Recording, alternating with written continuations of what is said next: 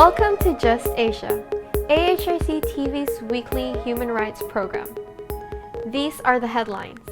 Talangsari Massacre commemorated, no justice even after 27 years.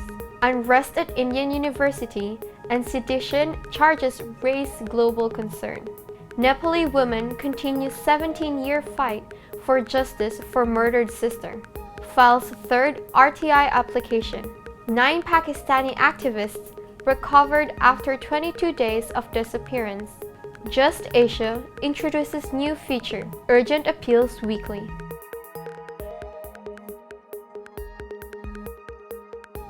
Welcome to AHRC TV's Just Asia. I am Julia Reblando. This week, Just Asia begins the commemoration of the 1989 Talangsari Massacre in Indonesia.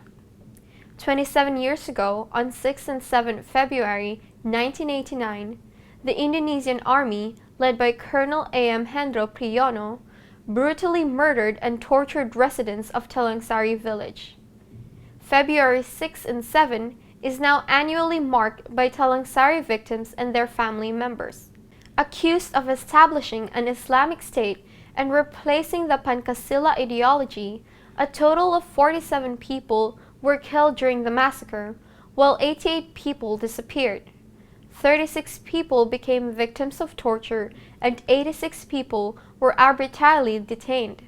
This year, between 6 and 7 of February in 2016, the commemoration included a public discussion with the local bar association in Lampung province and a peaceful protest and mass prayers at the location of the Talangsari massacre to urge the government to provide justice. Although current President Joko Widodo had mentioned the Talangsari massacre as one of his government's priorities, until now, no concrete policy or solution has been provided. Ironically, Mr. Hendro Priyono, key alleged perpetrator of Talangsari, has close relations with President Widodo and was a key player in promoting him during the presidential campaign.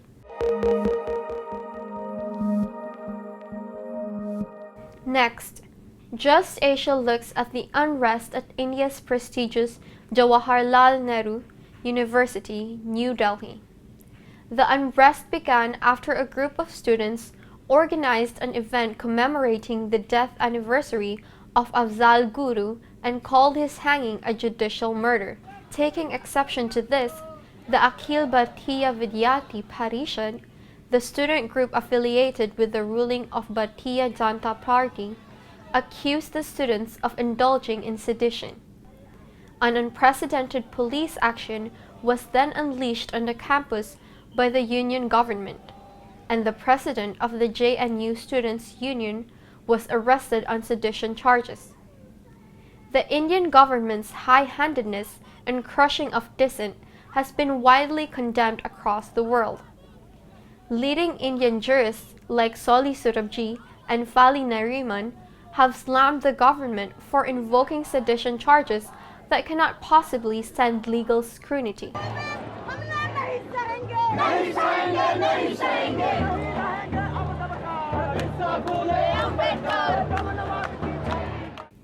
To learn more, AHRC TV interviewed former JNU student Avinash Pandey, who is also the Right to Food coordinator at the Hong Kong-based Asian Human Rights Commission. What happened in JNU is really unfortunate and a serious attack on freedom of expression, on dissent.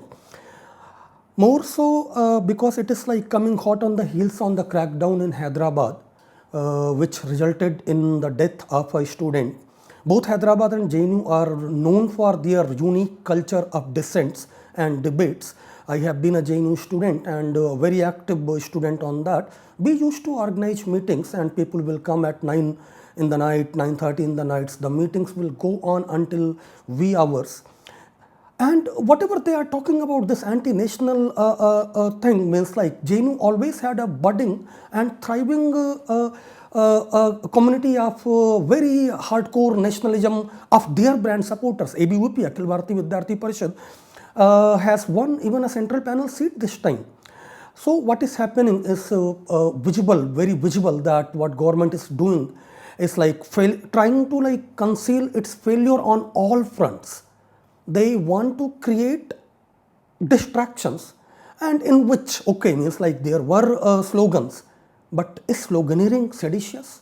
Fali S. Nariman, Soli Sorabji, two of the top jurists of India, of the country, have come out and said it very clearly that even citing anti-India, even shouting anti-India slogans is not seditious. It shows, means like the high-handedness of the government, means the way the protesters were attacked, the way the lawyers were attacking an under custody JNUSU president, and all that. And means it's a mayhem.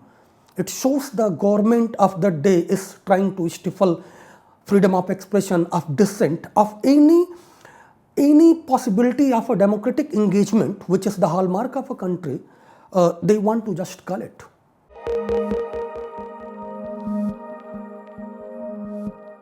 Moving to Nepal, Sabitri Shrestha has been fighting for justice for her sister for the past 17 years. Ujjan Kumar Shrestha, Sabitri's younger sister, was murdered by Okhaldunga-based UCPN leader Balkrishna Dhungel in 1998, during the peak of Nepal's Maoist insurgency. For the third time, Sabitri has registered an application under the Right to Information Act, asking about the progress regarding Dhungel's arrest in accordance with the Supreme Court verdict against him.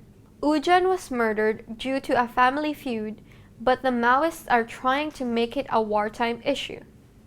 Just Asia caught up with Sabitri Shrestha to know more about her fight for justice. अदालत भनेर हामी चाहिँ जिल्लादेखि पुनरावेदन हुँदै सर्वोच्च अदालतमा आइपुग्यौं एउटा न्यायलाई विश्वास गरिरहेको त हो हत्यारा यही छ काठमाडौँमै छ प्रहरीले चाहिँ समाउनलाई कुनै नदेखाएको कारणले गर्दाखेरि कतै कतै अब हत्यारालाई चाहिँ उन्मुक्ति दिने हो कि भन्ने चाहिँ लाग्छ तर पनि सर्वोच्च अदालतको फैसला भनेपछि सबैले मान्न पर्छ अब अहिलेसम्म फैसला कार्यान्वयन नगर्दा चाहिँ मनमा अनेक कुरा त खेल्छन् तर पनि त्यो फैसला कार्यान्वयन त राज्यले गर्नै पर्छ मलाई चाहिँ गर्नुपर्छ जस्तो लाग्छ र गर्नै पर्छ नि विकल्प छैन हजुर विकल्प छैन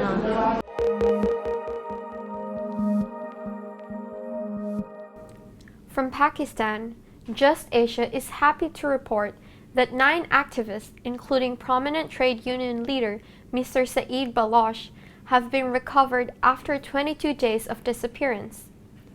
General Secretary of Pakistan, Fisherfolk, Mr. Saeed Baloch, was arrested with 3 other activists on January 16 from the office of Pakistan Rangers, Karachi, after they were asked to report to the paramilitary group for their alleged terrorist involvement.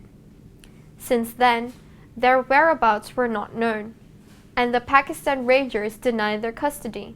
The Hong Kong-based Asian Human Rights Commission immediately issued an urgent appeal seeking the recovery of the 4 activists. This generated a campaign with the help of Pakistani civil society, compelling the Rangers to show their arrest on January 26, which was 10 days after their disappearance. 4 trade union leaders from Pakistan International Airlines were also arrested by the Pakistan Rangers while they were on strike on February 2. Since then, their whereabouts were unknown. Again, the AHRC issued a statement regarding the incident on February 5, which helped the workers and civil society to agitate for their recovery.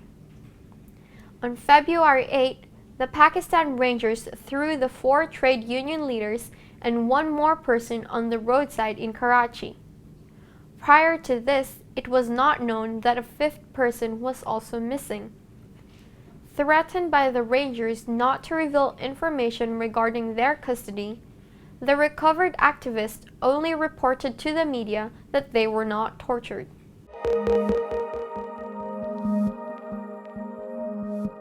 To end this week's episode, Just Asia is bringing you a new feature, a brief report on weekly human rights violations across Asia as they take place.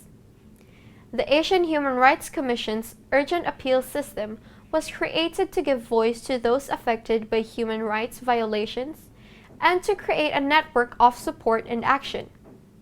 The core of the urgent appeals program is the recording of human rights violations at grassroots levels, an effort to bring the stories of victims to your attention. In urgent appeals issued this week, police officer Mr. P.J. Marabanyang was murdered in Riboy district in Meghalaya, India.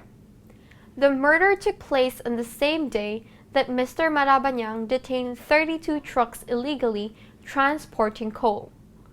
Although Meghalaya's chief minister has appointed a special investigation team to investigate the murder, no action has so far been taken.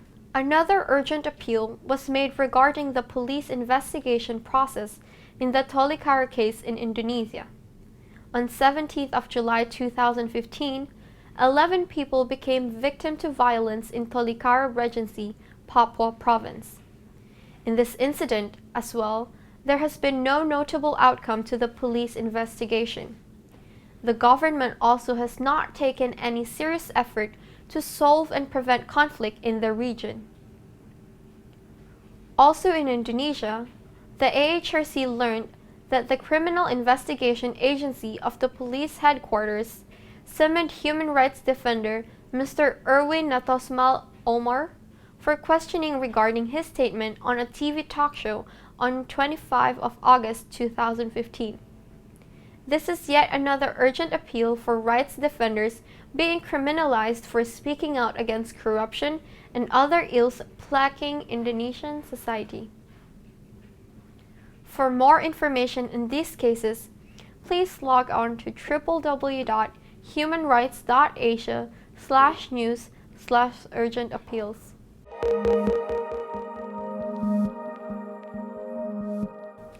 That is all for the episode of Just Asia.